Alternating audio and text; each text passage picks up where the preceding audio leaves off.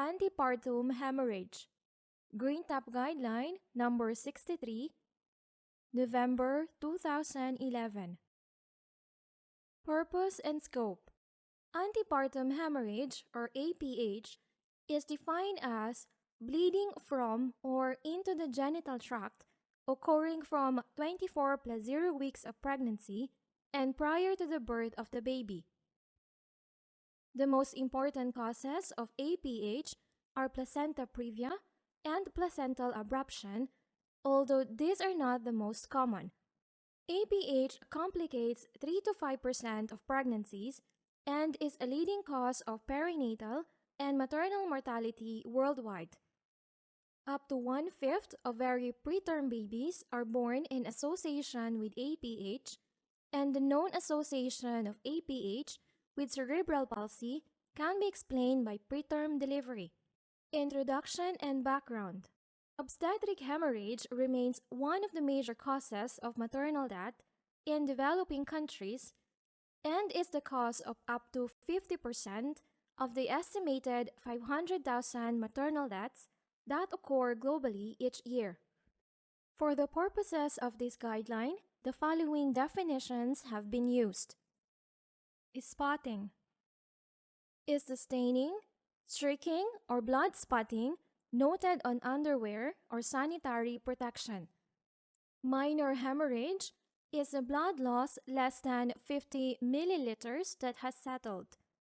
Major hemorrhage is the blood loss of 50 to 1,000 milliliters with no signs of clinical shock. Massive hemorrhage is the blood loss greater than 1,000 milliliters and/or signs of clinical shock. Prediction and prevention of antepartum hemorrhage. What are the risk factors for placental abruption? A number of clinical and epidemiological studies have identified predisposing risk factors for placental abruption. The most predictive is abruption in a previous pregnancy.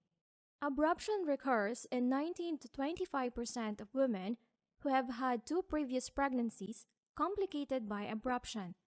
Other risk factors for placental abruption include preeclampsia, fetal growth restriction, non-vertex presentations, polyhydramnios, advanced maternal age, multiparity, low body mass index or BMI, pregnancy following assisted reproductive techniques, intrauterine infection, premature rupture of membranes, abdominal trauma, both accidental and resulting from domestic violence, smoking, and drug misuse that involves cocaine and amphetamines during pregnancy.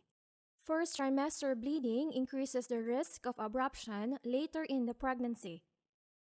Maternal thrombophilias have been associated with placental abruption. What are the risk factors for placenta previa? Risk factors for placenta previa. Previous placenta previa. Previous cesarean sections. 1 previous cesarean section. 2 previous cesarean sections. 3 previous cesarean sections.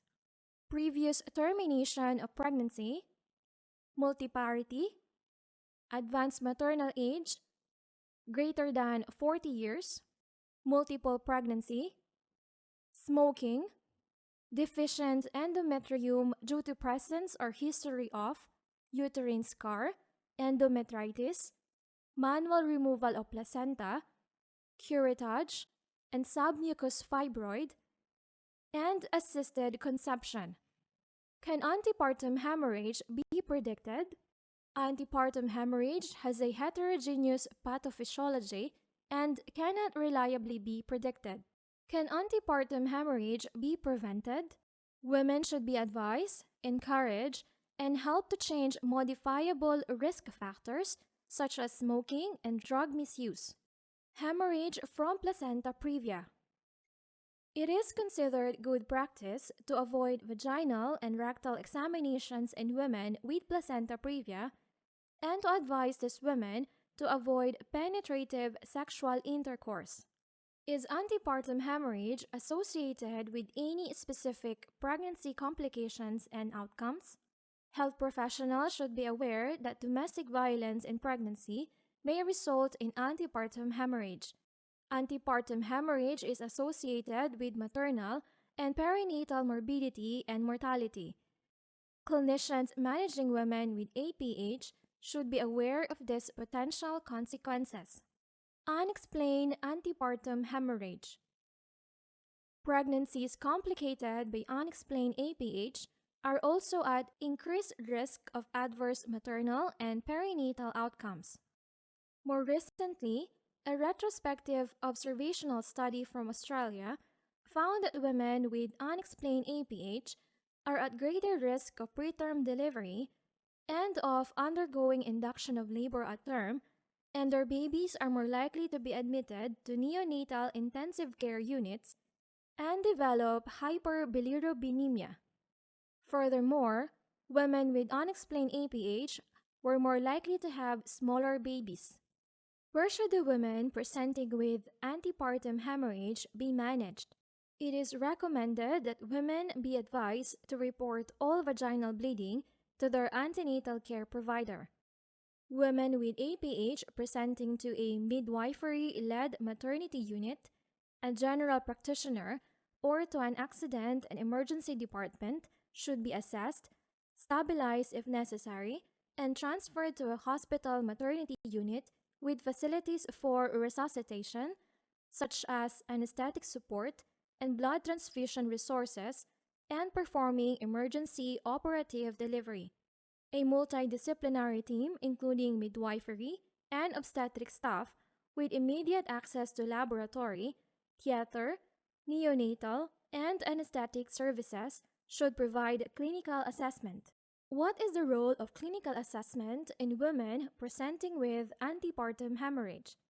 The role of clinical assessment in women presenting with APH is first to establish whether urgent intervention is required to manage maternal or fetal compromise.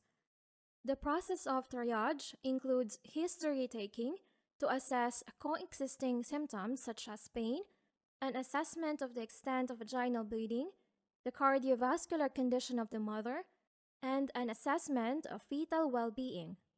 If there is no maternal compromise, a full history should be taken. The clinical history should determine whether there is pain associated with the hemorrhage. Placental abruption should be considered when the pain is continuous. Labor should be considered if the pain is intermittent. Risk factors for abruption and placenta previa should be identified.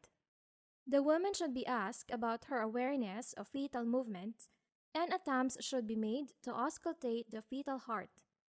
If the APH is associated with spontaneous or iatrogenic rupture of the fetal membranes, bleeding from a ruptured vasa previa should be considered. Previous cervical smear history may be useful in order to assess the possibility of a neoplastic lesion of the cervix as the cause of bleeding. The presentation of cervical cancer in pregnancy depends on the stage of diagnosis and lesion size. Most women with International Federation of Gynecology and Obstetrics, or FIGO, stage 1 cancer are asymptomatic. Symptomatic pregnant women usually present with APH, mostly postcoital or vaginal discharge. In a Swedish population study, the incidence of cervical cancer was 7.5 cases per 100,000 deliveries. In over half of these cases, the women had an abnormal cervical smear history. Examination of the women should be performed to assess the amount and cause of antepartum hemorrhage. Abdominal palpation. The woman should be assessed for tenderness or signs of an acute abdomen. The tense or woody feel to the uterus on abdominal palpation indicates a significant abruption. Abdominal palpation may also reveal uterine contractions. A soft, non-tender uterus may suggest a lower genital tract cause or bleeding from placenta or vasa previa. Abdominal palpation may also reveal uterine contractions. A soft, non-tender uterus may suggest a lower genital tract cause or bleeding from placenta or vasa previa. A speculum examination. A speculum examination can be useful to identify cervical dilatation or visualize a lower genital tract cause for the antepartum hemorrhage. Digital vaginal examination. If placenta previa is a possible diagnosis, for example, a previous scan shows a low placenta, there is a high presenting part on abdominal examination, or the bleed has been painless, digital vaginal examination should not be performed until an ultrasound has excluded placenta previa. Digital vaginal examination can provide information on cervical dilatation if antepartum hemorrhage is associated with pain or uterine activity. What investigations should be performed in women presenting with antepartum hemorrhage? Maternal investigations. Investigations should be performed to assess the extent and physiological consequences of the APH. The maternal investigations performed will depend on the amount of bleeding. The Clay-Howard test should be performed in rhesus-D or RHD negative women to quantify fetal-maternal hemorrhage or FMH in order to gauge the dose of anti-D immunoglobulin required. The Clay-Howard test is not a sensitive test for diagnosing abruption. Ultrasound can be used to diagnose placenta previa, but does not exclude abruption. Placental abruption is a clinical diagnosis, and there are no sensitive or reliable diagnostic tests available. Ultrasound has limited sensitivity in the identification of retroplacental hemorrhage. Fetal investigations. An assessment of the fetal heart rate should be performed, usually with a cardiotocograph or CTG, in women presenting with antepartum hemorrhage once the mother is stable or resuscitation has commenced to aid decision-making on the mode of delivery. Whenever possible, CTG monitoring should be performed where knowledge of fetal condition will influence the timing and mode of delivery. Ultrasound should be carried out to establish fetal heart pulsation if fetal viability cannot be detected using external auscultation. Should women with antepartum hemorrhage be hospitalized, and if so, for how long? Women presenting with spotting who are no longer bleeding and where placenta previa has been excluded can go home after a reassuring initial clinical assessment. All women with antepartum hemorrhage, heavier than spotting, and women with ongoing bleeding should remain in hospital at least until the bleeding has stopped. Should corticosteroids be administered to women who present with antepartum hemorrhage before term? Clinicians should offer a single course of antenatal corticosteroids to women between 24 plus 0 and 34 plus 6 weeks of gestation at risk of preterm birth. In women presenting with spotting, where the most likely cause is lower genital tract bleeding, where imminent delivery is unlikely, corticosteroids are unlikely to be of benefit but could still be considered. Should tocolytic therapy be used in women presenting with antepartum hemorrhage who have uterine activity? Tocolysis should not be used to delay delivery in a woman presenting with a major antepartum hemorrhage or who is hemodynamically unstable, or if there is evidence of fetal compromise. A senior obstetrician should make any decision regarding the initiation of tocolysis in the event of an antepartum hemorrhage. Should the antenatal care of women be altered following antepartum hemorrhage? Following single or recurrent episodes of APH from a cervical ectropion, subsequent antenatal care need not be altered. Following APH from placental abruption or unexplained APH, the pregnancy should be reclassified as high risk and antenatal care should be consultant-led. Serial ultrasound for fetal growth should be performed. An epidemiological study of women with unexplained APH demonstrated an increased risk of oligohydramnios, premature rupture of membranes, fetal growth restriction, preterm labor, and cesarean delivery.